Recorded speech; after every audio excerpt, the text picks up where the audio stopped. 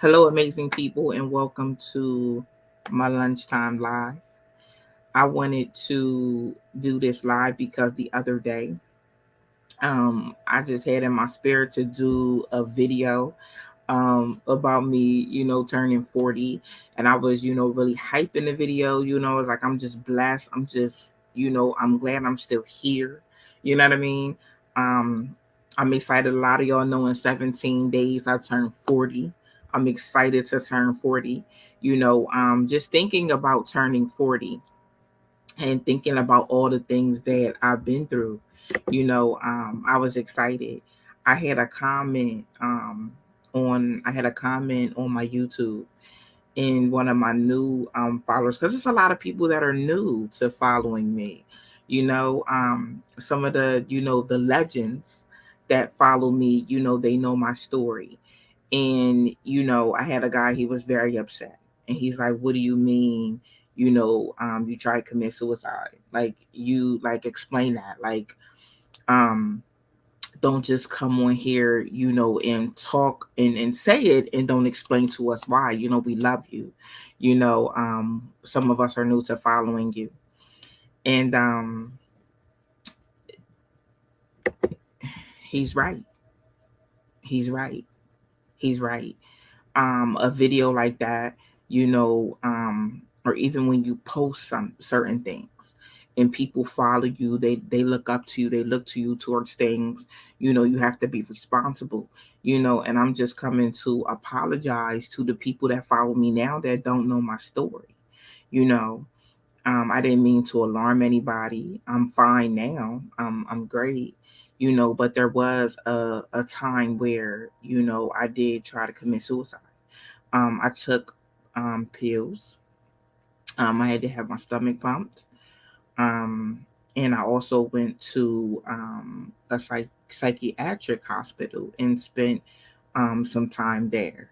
I really needed some help.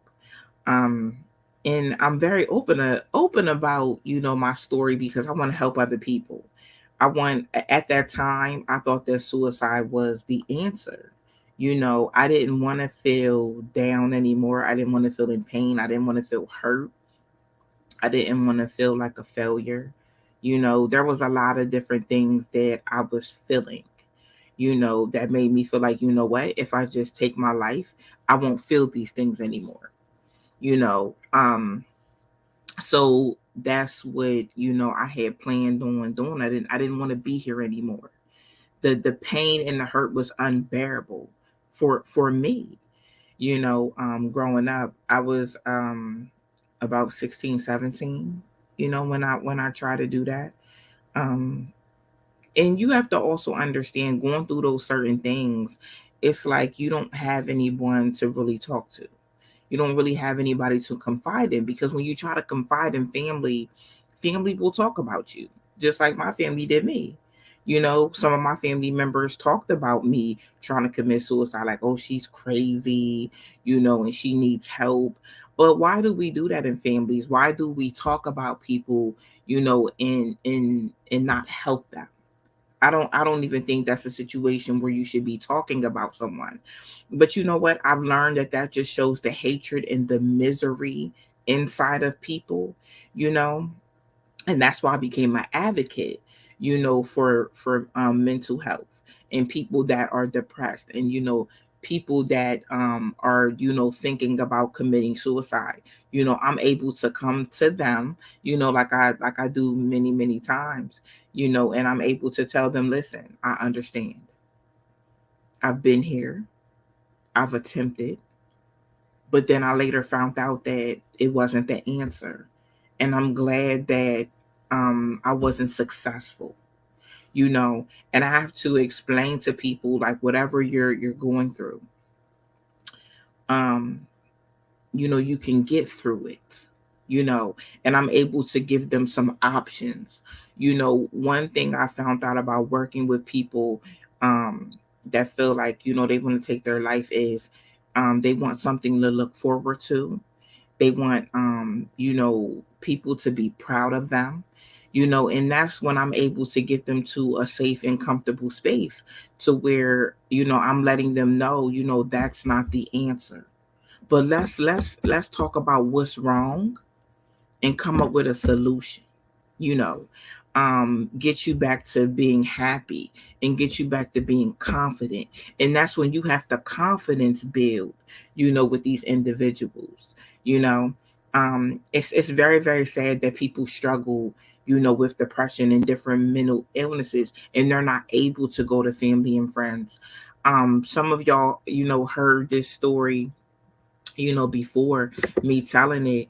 I was actually interviewed on the news, for my nonprofit organization, Queen of the Curves. And I spoke about, suicide, and how, because I was open on social media about being suicidal, that helped other people come to the table and say, hey, I feel like that.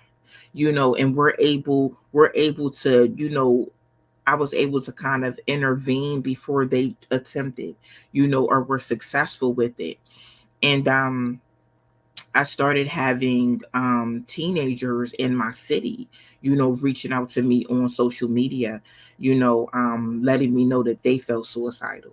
So that's when I knew I had to bring more awareness. But one thing about I love about the Almighty God is that He will prepare you for times like this. He will listen. I didn't used to have the confidence. I made a video. I came on social media and I was like, hey, I feel suicidal. These are the reasons I felt suicidal. I was very open about it. I didn't care about my family talking about me. And God told me, it's not about your family. It's about you. I don't want you to pay attention to them laughing at you, talking about you behind your back. I don't want you to pay attention to that. I don't want you to pay attention to anybody that laughs about that or discusses you because of that. There's people I need you to save. There are people that I need you to go and intervene. And I'm like, okay. That was all the confidence, I needed to be like, you know what? I don't care. That's when I gained the confidence of saying, you know what? I don't care what nobody thinks of me. You know what I mean? I go through stuff just like everybody else go through stuff. And if people want to stand on the sideline and they want to laugh at me, go right ahead. But don't be mad when somebody comes and laughs at you for what you going through at the moment. That doesn't feel good. We have all been there where we have went through struggles in life. And we know how those struggles feel. And it's not a good feeling when people talk about you, family talk about you, or sit up and laugh at you. It's not a good feeling. So we shouldn't do that to other people. So the news interviewed me about that. And then I had a young girl reach out to me and tell me that she has felt suicidal and she has felt depressed. She didn't love herself. She didn't feel beautiful. And we were talking. And I always ask my kids that reach out to me, what school do you go to? Because I contact and I work with the school and the counselors at the school. Because they need to be aware so they can service them fully. After I advocate for it, but after that, they need services in place. So I always let the school know, what's going on so they can get services. And this girl had shared with me, and I'm like, I always tell my kids, you know um to talk to their parents. I always encourage them to share with their parents. Look, your parents love you and they need to know what's going on with you. And this girl was like, I can't tell my mom that I feel like this. So I'm like, why? And the girl shared with me, she said the reason, she said, I knew to reach out to you. She said, I reached out to you because I seen you on the news. She was like, I don't even watch the news. I don't even care about the news. She was like, when I watched the news, I seen you on there. She said, and you were talking about suicide, you know. And she was saying that when I was talking about suicide in the news interview, that her mom laughed about it. Her mom laughed about it. And come to find out later on, like I knew, me and her mom knew each other when we went to school together. And it hurt my heart it hurt my heart that you laughed at my struggle. But in that moment, I couldn't even be weak in that moment because I needed to be strong for this young woman I had on the phone. I needed to make sure that she did not go through with committing suicide, and that it did not, her depression didn't get to the point where she really wanted to do that. I think that it's horrible that people sit up and laugh at what somebody else is going through, because you don't know if your child is going through it. You don't know if your sister, your brother, your parent, you don't know. You don't, this girl could not even go to her mom and say, I feel suicidal, because her mom thought suicide was funny. Or maybe she thought it was funny that I felt that way. And I'm just sitting up here like, what if, God forbid, your daughter would have did that? And this is why I say that we got to do better as people. Your children should be able to come to you and confide in you about the way they feel. Having that open line of communication can save your kids. It can save your kids. I've had parents reach out to me that their kids did it.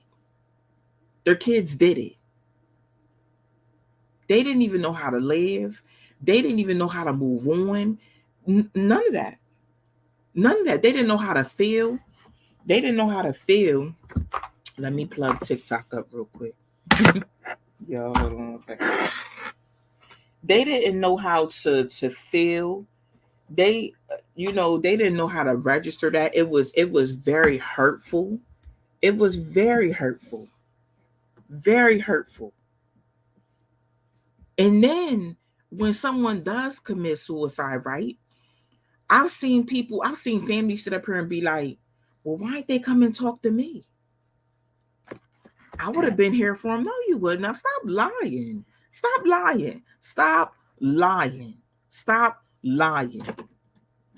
I don't like people that sit up there and lie about that type of stuff. No, you wouldn't have. No, you wouldn't have. Because of the moment in the situation, and because that family member be wanting some attention, or why didn't they come and talk to me? Because you would have talked about them. That's why they didn't come and talk to you, because you would have talked about them. The whole family would have knew that they were suicidal. And that's why people do not open up. People in our community don't go get help because other people look down upon help and talk. Listen, let me tell you something. If you feel depressed and you feel like you need to go talk to somebody, go talk to somebody. I've been there, baby. I've been on the crazy floor ward for a few weeks. I was in a crazy hospital. Trust me, if you need help, ain't nothing wrong with getting help. There's nothing wrong with that. If you can't talk to your family, go talk to a stranger. Go talk to a stranger or get with an advocate and talk to them. Mental illness is real. I'm glad that, I got to the point in my life where I understood that suicide was not the answer. And the things that were working against me and my purpose. The enemy didn't want me here because, see, he didn't want me doing things like this. He didn't want me reaching millions of people. He didn't want me going into the community. You see what I'm saying? And helping people in the community. The enemy didn't want that. He wanted to keep those people. So let me take Shalakemia out at 16 years old, because I see the purpose on her life. I see the change she's going to bring. I see the healing she's going to bring. Let me take her out now. At 16, y'all. At 16, I did this. I didn't know nothing about a purpose. I've never spoke before. I never went live on social media. I never did a video. The enemy knew what my purpose was and wanted to take me out early. Early. Oh, I can't have her encouraging people and empowering people and helping people heal and sharing her testimony to help other people. I can't have that. And that's when I had to start teaching other people that, you know, you have a powerful purpose on your life. You have a purpose. You're amazing. You're beautiful. You're going to do great things. Some people have never ever heard that in their life before, not even from their parents. And they walking around feeling worthless. And they feeling like they don't matter. That's why we have to be better as people. And when we come in contact with people, try to encourage people you come in contact with. Try to inspire people you come in contact with. The worst thing that people can ever do. This is what I don't like, right? I don't, and God put this in my spirit this morning. He said he's not pleased with the people that sit up here in front. The people that sit up here in front like they love him. But then they get with people that serving the enemy and tear other people down and talk about other people. He's not pleased. He's not pleased. If you gonna love God, love God. Love the Almighty God if you're gonna love the Almighty God. But don't get with the enemy's people and be fake and be phony and help them carry out their agenda and get with them and uphold lies and plots and plans against other people and then turn around like, oh yeah, I love God. How? How do you love God? You got to love God at home. You got to love God at work. You got to love God everywhere you go. You got to love God. Stop trying to fit in with the enemy's people, though, and coming up against other people and doing evil. God's going to hold people accountable for that. Listen, I'm just a messenger. I'm just a messenger. God's going to hold people accountable. He's going to start holding people accountable for doing that. Being followers of the enemy's people, trying to fit in with the wrong people. I don't want to fit in with negativity. I want to fit in with, if I'm going to fit in at all, I want to fit in with positivity. I want to talk to positive people, empowering people, inspirational people. Not people that's sitting around laughing at someone because they feel suicidal or because they have some mental illness issues. Because let me tell you something. It's a lot of people that say, you know, they serve the God or whatever they believe in. The Almighty God did not send us to judge nobody. He didn't send us he sent us in to help and heal. He didn't send us to laugh at nobody's struggle, nobody's downfall. That's not why he sent us. I'm just a messenger. You can live how you want to live, but God didn't send me to laugh at nobody's struggle. He sent me to pour my gift, however I can pour my gift in. That's what the gift is for. Don't take your God-given gift and go and team up with the enemy's people and start using your God-given gift. No, absolutely not. It's not going to work. I promise you, it's a dangerous zone. But back to me, you know, I wanted to really apologize to the new people that follow me that did not know my story. But that's my story. I was very hurt growing up. I did not feel loved.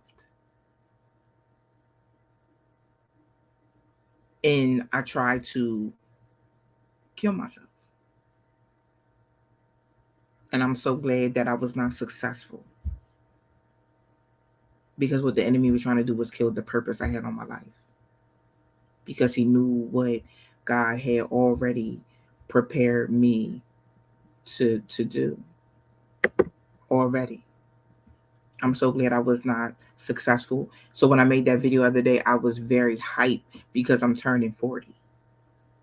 And I'm like, wow, I'm thinking about the 16-year-old me that didn't feel love, that wasn't confident, that was hurt, in so much pain, depressed. I just kind of went back to the 16-year-old me like, listen, we about to turn 40. We still here.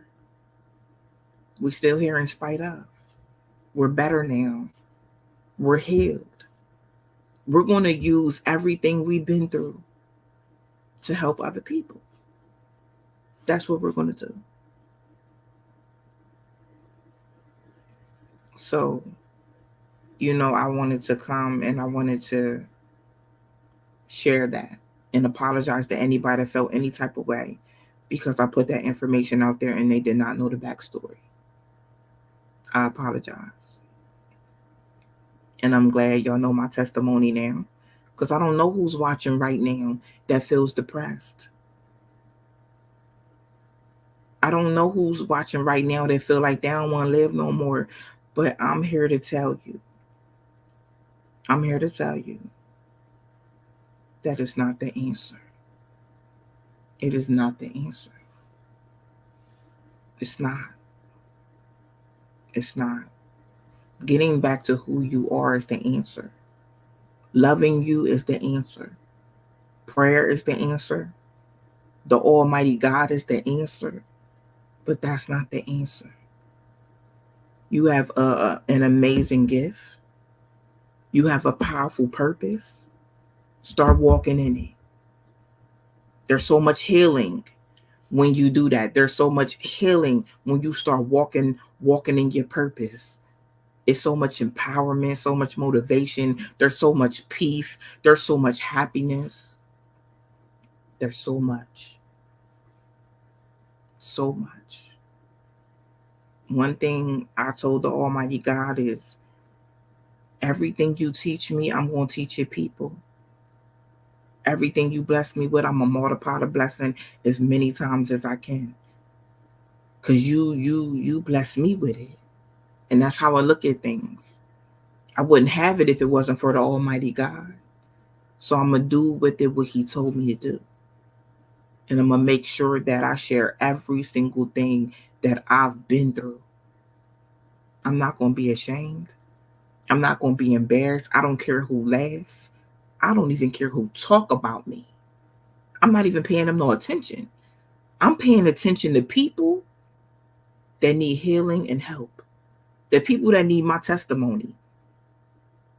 I signed up to be the example. And that's exactly what I'm going to be. I don't care about the naysayers. I don't care about the haters. God needs strong examples. There's so many strong examples watching me right now. There's so many. You are a strong example. You are a teacher. You are going to share your testimony and bring so many people out of bondage. We all have an amazing assignment. An amazing assignment. That's why you're here. That's why you worth it. There's so much greatness down inside of you. So much. So much. Activate that greatness if you have not already done it and walk in your purpose. I'm glad that y'all tuned in with me today. I try not to cry. My suicide attempt is it's a very, touchy subject for me. But I'm glad I'm able to share it. You know, um, I don't like I said, I don't mind sharing my testimonies because I don't know who it's going to touch. I don't know who is going to reroute. God, first of all, the Almighty God told me to tell somebody that's watching that your testimony is going to reroute people. There's some people that are going to be going down a wrong path. And your testimony, your voice is going to detour them on the right path. They're going to be going down the wrong path when you meet them. But you're meeting them for a reason because you're going to detour them on the right path. You're going to be the block. You're going to be a block, like a wall between them and danger.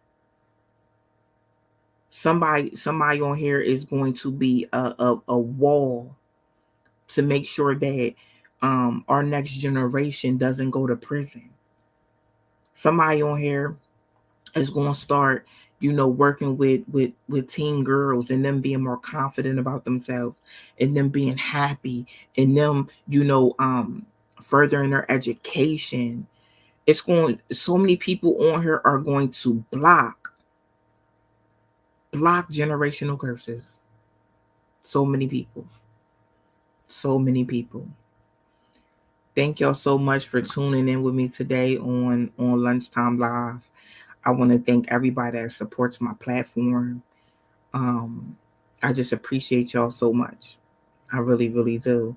Y'all have a great rest of the day. Um, I will not be Lunchtime Live tomorrow. I might, will I might be. I might. It depends on. I am going to Atlanta for my birthday this weekend. Um, so I'll be going live a lot and having a lot of content, But I love y'all. Have a happy Wednesday, and I hope that today's live activated something inside of you so you yourself can start walking in your purpose. Or I hope it activated so this just enhances you walking in your purpose. I hope you leave this live and you have more confidence than you did when you came on here. And you have more empowerment than you did before you came on here. You have more strength and you're peaceful and you're happy. I love y'all so much and have a great day.